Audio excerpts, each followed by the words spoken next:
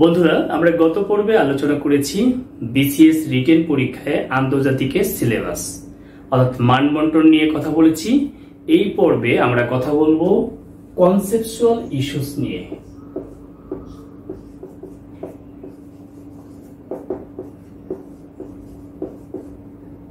ধারণাগত বিষয় আগের পর্বে বলেছিলাম এই খণ্ডে বা এই অংশে 60টি অধ্যায় রয়েছে। প্রথমে আমরা দেখে নিব কোন 60টি অধ্যায়। প্রথমে রয়েছে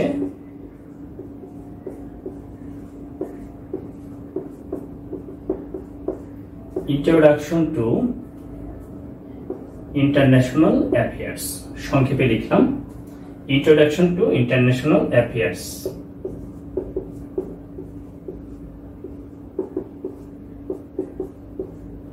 Actors in the world,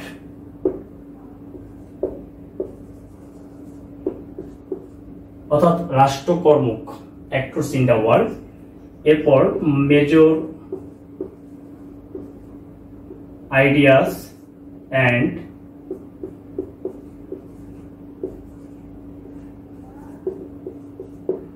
ideologies, অর্থাৎ যে ধারণা এবং মতাদর্শগুলো রয়েছে সেইগুলি পড়তে হবে আপনাকে।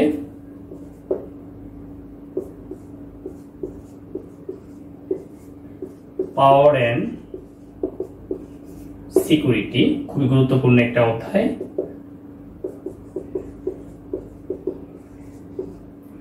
Foreign policy and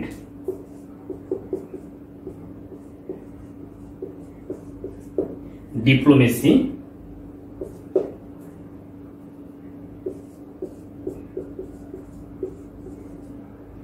international economic relation,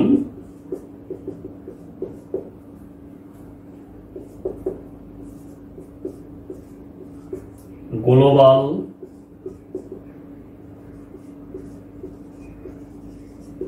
environment. দেখেন আমি 60টি অধ্যায় লিখেছি। ইন্ট্রোডাকশন টু ইন্টারন্যাশনাল অ্যাফেয়ার্স অর্থাৎ আন্তর্জাতিক বিষয়গুলির যে সূচনা, আন্তর্জাতিক সম্পর্ক, আন্তর্জাতিক রাজনীতি ইত্যাদি বিষয় প্রতিটি অধ্যায় নিয়েই কথা বলবো। প্রতিটি অধ্যায়ের গুরুত্বপূর্ণ প্রশ্ন নিয়ে আলোচনা করব এবং এই ইউটিউব চ্যানেলের মাধ্যমেই আপনাদেরকে সমাধান দিব। তবে সবার কাছে রিকোয়েস্ট থাকবে, আমার এই কর্মসূচি বা আমার এই উদ্যোগ যদি আপনার কাছে ভালো লাগে আপনি সাবস্ক্রাইব করবেন এবং আপনার বন্ধুদেরকে যারা বিসিএস প্রস্তুতি নিচ্ছে, পিলি লিখিত ভাইবা বা যে কোনো জব এক্সামের জন্য প্রস্তুতি নিচ্ছে তাকে সাজেস্ট করবেন চ্যানেলটি সাবস্ক্রাইব করার জন্য। অ্যাক্টরস ইন দ্য ওয়ার্ল্ড, এখানে state actors, non state actors, তাদের মধ্যে রিলেশন, পার্থক্য সবকিছুই থাকবে। মেজর আইডিয়াস অ্যান্ড আইডিওলজিস একটু ডিফিকাল্ট, ধারণা এবং মতাদর্শের যে বিষয়গুলো রয়েছে। পাওয়ার অ্যান্ড সিকিউরিটি অর্থাৎ যে ক্ষমতা, এই পাওয়ার বলতে বুঝিয়েছে ক্ষমতা, শক্তি বোঝায় নাই এখানে, এখানে বুঝিয়েছে ক্ষমতা এবং নিরাপত্তা, অর্থাৎ এখানে পাওয়ার, ন্যাশনাল পাওয়ার ইত্যাদি ইত্যাদি বিষয় কিন্তু এখানে রয়েছে যেগুলি আমাদেরকে পড়তে হবে। ফরেন পলিসি অ্যান্ড ডিপ্লোমেসি অর্থাৎ এখানে পররাষ্ট্রনীতি এবং কূটনীতি যে বিষয়গুলো রয়েছে এইগুলি আমাদেরকে পড়তে হবে। ইন্টারন্যাশনাল ইকোনমিক রিলেশন অর্থাৎ আন্তর্জাতিক যে অর্থনৈতিক সম্পর্ক রয়েছে সেগুলি সম্পর্কে জানতে হবে। গ্লোবাল এনভায়রনমেন্ট অর্থাৎ পরিবেশগত যে বিষয়গুলো রয়েছে, অর্থাৎ আপনারা প্রিলিমিনারিতে যে পরিবেশগত বিষয় পড়েছেন তার একটু ডিপলি পড়তে হবে। বিভিন্ন পরিবেশ, জলবায়ু সম্মেলন, চ্যালেঞ্জ, বাংলাদেশের চ্যালেঞ্জ বা বাংলাদেশের মতো দেশগুলোর জন্য চ্যালেঞ্জ, যে কপ সম্মেলন হচ্ছে ইত্যাদি বিষয়গুলো আপনাকে পড়তে হবে। এখন অনেকের প্রশ্ন, আমাদেরকে 60টি অধ্যায়ই পড়তে হবে নাকি একটু কিছু ফেলে দেওয়া যাবে, মানে কনসাইজ করা যাবে কিনা, এটা হচ্ছে সবার প্রশ্ন। যদি কনসাইজ করতে চান, আমার প্রথম সাজেশন হচ্ছে এই মুহূর্তে পিএইচডি যেভাবে প্রশ্ন করছে, স্পেশালি এই কনসেপচুয়াল ইস্যুস থেকে যে প্রশ্নগুলো করছে, 10 থেকে 12টি প্রশ্নের মধ্যে 5-6টি প্রশ্ন কমন থাকলেও বাকিগুলি কিন্তু একটু ঘুরিয়ে দেয়। অর্থাৎ আপনার যদি ডিপ কনসেপ্ট না থাকে আপনি কিন্তু টার্মস গুলো ধরতে পারবেন না।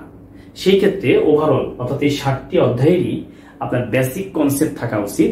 অর্থাৎ 60টি অধ্যায়ের মধ্যে যে আইটেমগুলো রয়েছে, যে টপিকগুলো রয়েছে, সেই টপিকের বেসিক কনসেপ্ট ক্লিয়ার হওয়া উচিত।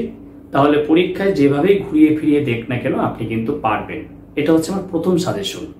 অর্থাৎ আমি সবাইকে উৎসাহ দিচ্ছি যে 60টি অধ্যায় আপনি সুন্দর করে পড়বেন, কারণ এখানে 40 মার্কের প্রশ্ন হয়, যা খুবই গুরুত্বপূর্ণ। অর্থাৎ প্রথম সাজেশন হচ্ছে আপনি বাদ দিবেন না।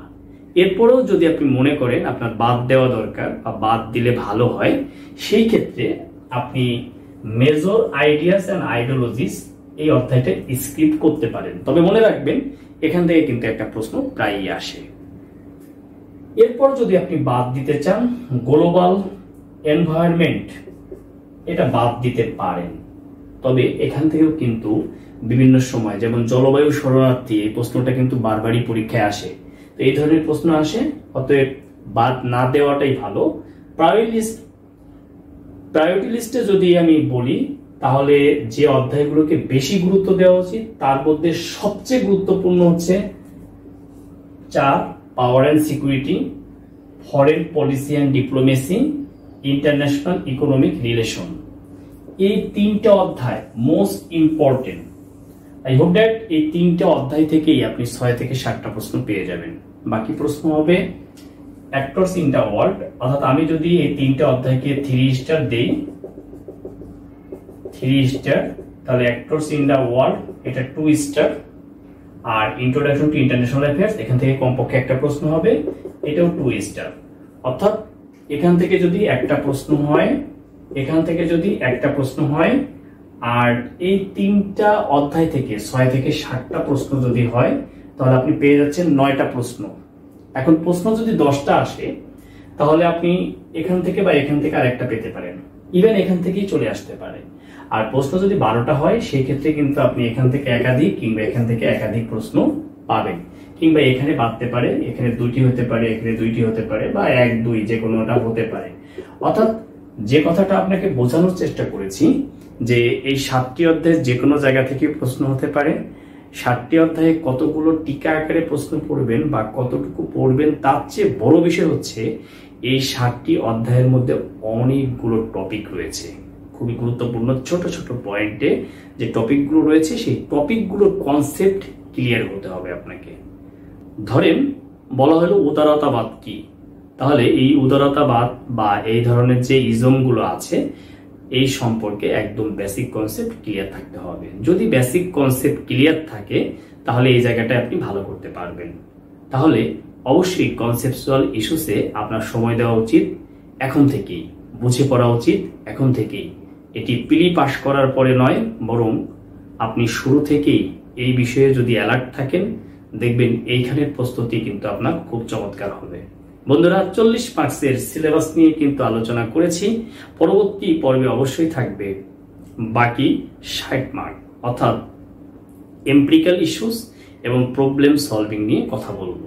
তাহলে অবশ্যই পরবর্তী পর্বটি দেখার আমন্ত্রণ জানাচ্ছি। বিদায় নিচ্ছি, ভালো থাকবেন, সুস্থ থাকবেন। ও হ্যাঁ, আপনার বন্ধুকে কিন্তু বলতে ভুল করবেন না এমন একটি উদ্যোগের কথা। যদি আপনার ভালো লাগে, আপনার ভালো লাগা জিনিসটি বা ভালো লাগা বিষয়টি অন্যর সাথে শেয়ার করা অবশ্যই উচিত। ভালো থাকবেন, সুস্থ থাকবেন, সবাইকে অসংখ্য ধন্যবাদ।